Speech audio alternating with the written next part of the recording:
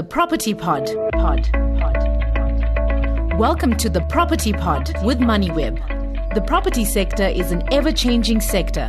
And in this podcast series, your host, Suren Naidu, chats to movers and shakers in the property industry.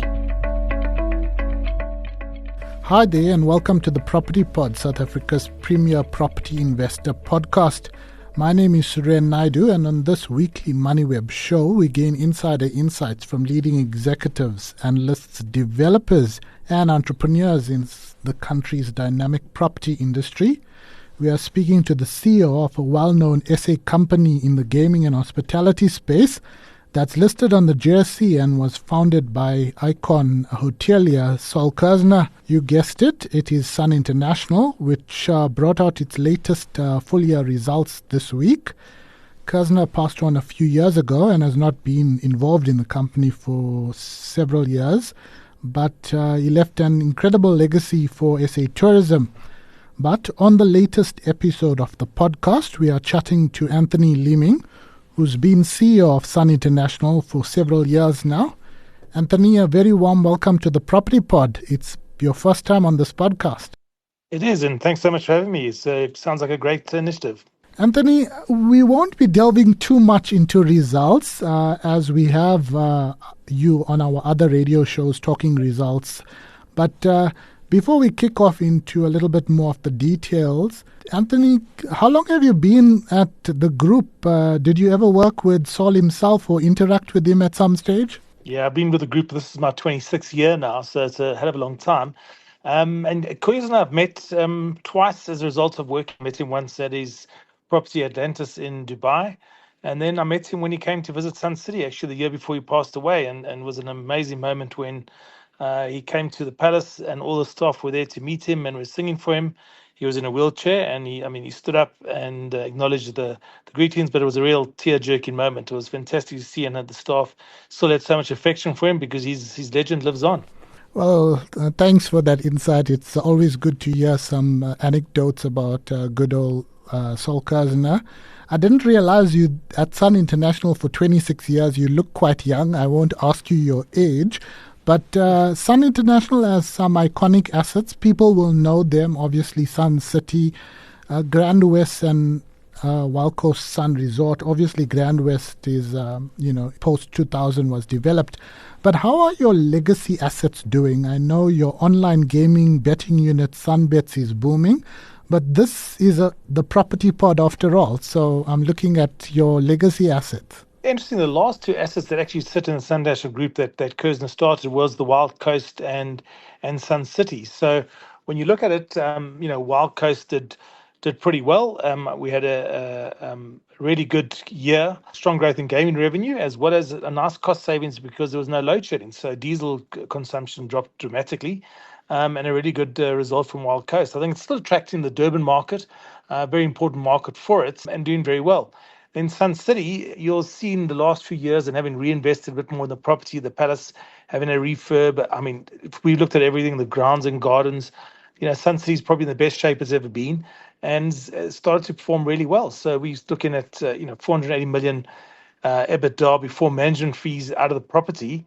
So looking fantastic. We still reinvested in there. We're busy with the main hotel refurb, about 350 million. And we've got the Reserve Vacation Club, which is also undergoing a 210 million refurbishment. So we're very excited about Sun City and its future and doing very, very well. It's good to hear about that, obviously an iconic asset. We've actually moved on to my next question, capex, a little bit. You talked about Sun City, but maybe you want to give a little bit more detail on capex on other properties in the group over the last year. There was a slight update on Sun City, but there's a lot happening there. You say best shape, but there's solar project. There's maybe you want to give a little bit more detail in addition to some of your other assets, because Grand West, for example, I know you'll expanded the hotel there. Yeah, the hotel was actually expanded at the end of it came open the end of 2023. So it was first full year of operation and really performed well. It really targets the sort of the gambling stain over our big gamblers, also to be able to take our customers from around the country and also host them there, because we had a very small hotel prior to the expansion. So we've gone from, I think it was 39 rooms up to 108. A great hotel, great addition to Grand West and doing well. We also completed a large-scale electrical infrastructure upgrade at Grand West. But the big things we did this year was this 2 solar projects at Sibaya and Carnival, spent close to 90 million. And these projects are really going to help us with saving costs on electricity, are performing well, and we're looking forward to some more savings from them. We also did a bit of solar at Sun City, a lot smaller, on top of the Palace roof in the main hotel. We have done the entertainment center previously, so it's starting to look there. But when you look forward, our plan is probably to do more wheeling. Wheeling is where you get power through the grid from independent energy producers, and we're about to enter a contract on that, which will help out in years to come. The rest was really ongoing capex. We targeted about 6% of revenue to spend on ongoing capex across the group. Hotels and resorts tend to need a little bit more, and casinos maybe a little bit less. And Sunbet needs very little. So ultimately, I think a target of 6% is where we target over the longer term. What does a 6% translate into on average? Roughly about 800 million, around about that level. Okay. And you've given us a nice update there. With the Table Bay Hotel, I understand that obviously you manage the property, so it's owned by the V&A. But that's quite a big project on the go.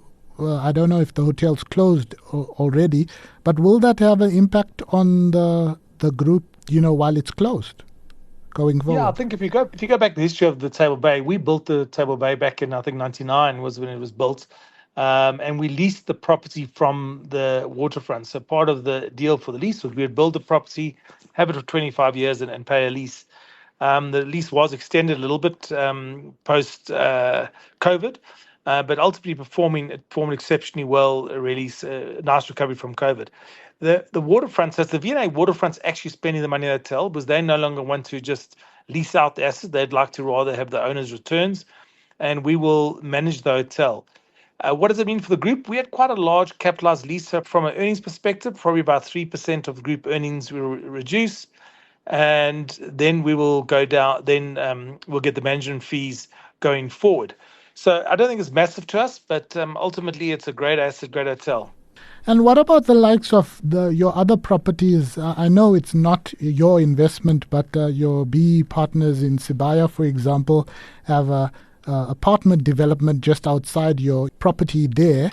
And I know the likes of Grand West are looking at some sort of mixed-use development that might not be a Sun International investment. It will be a joint venture or, something similar to Boardwalk where you'll bring a partner in to up the mixed use, as it were. Yeah, absolutely. We have quite a valuable piece of land at some of our properties. Like the Boardwalk where we did the mall, we did with the Flanagan Jared as our partner. We will be doing a mall development at Grand West. We'll still have an interest in it. We don't want to just give up total ownership, but we're certainly not retail experts. And Flanagan Jared are some of the best. So we're working with them to do a retail mall, which will really only open next year sometime. There's a lot of processes and approvals to go through, but we are well on the way in that regard. And hopefully on track to start development in the middle part of this year. I was down there last year and I chatted to the general manager, and despite the expansion of the hotel there, it's already packed over 90% most of the year. Are you looking at another hotel there? Not us right now. I think in the longer term grand scheme, certainly once the retail mall opens, we have some great conference facilities, but without the room inventory. There's certainly opportunity into the future. Nothing's on the plan yet. And we'll do that at a later stage. But we certainly have the ground to do so and the capacity as well.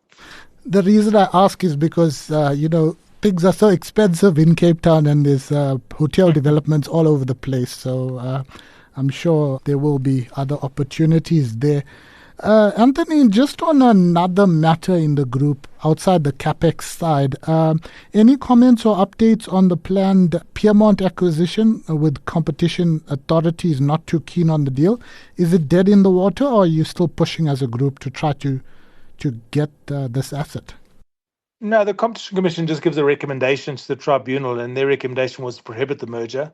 We still feel that there's a reasonably good chance that it'll go through, and we both parties are going through to the tribunal phase, which is at the end of the May, and we'll see what happens at then.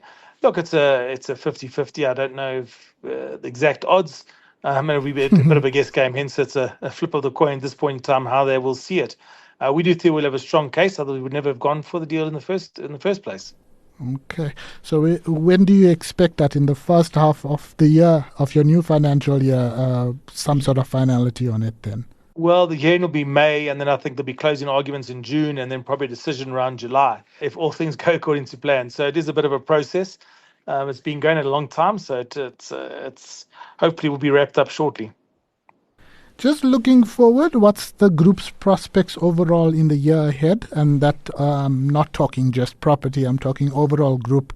I see Sun is back to being the biggest JSE-listed gaming group in terms of market cap. Yeah, I think when we look at our portfolio of assets, it's quite resilient. I think, hotels and resorts have performed well coming out of COVID. While casinos might have lagged a bit, they still generate substantial cash, and we managed to really restructure operations, come through COVID, and they're still generating sort of 60% of the group's EBITDA. And then we have this fast-growing Sunbet. And I think when we look at the portfolio, we try and work it all together. So looking after the customer, whether they gamble with Sunbet or one of our casinos, or they want to go and stay at one of our hotels, we look after them. So we call this an omni-channel approach to looking after our guest. And we think the group's brand and our portfolio is ideally suited. And I think that's why we are more resilient than necessarily than our competition. And it's adding incredible value to our shareholders. So we'll continue with that approach. I think we still see strong growth in online coming forward. We still see casinos sort of probably at some stage and getting close to reverting to more inflationary growth. They are mature assets. They're still greater, there's a lot of people want to go visit them. Our footfalls are really in good space. So we're going to continue along that road. And I think we plan to gain lots more market share in the online space. And we do believe we have the team, the brand, and the capacity to do so. Well, it'll be interesting to see how things transpire. Omnichannel was a big thing in retail, but it's good to hear that the likes of the gaming groups are talking about omnichannel now, because it's good, it's important to play in both spaces. Anthony, thanks so much for your time on Results Day. I'm sure you were quite busy. That was Anthony Leeming, the CEO of Sun International. Thanks for listening to the Moneyweb Property Pod with Suren Naidu. To listen to more episodes, go to moneyweb.co.za or the Moneyweb app and follow Moneyweb News for daily updates. Follow Suren on Twitter @Suren Naidu for more of his property industry content and other business stories.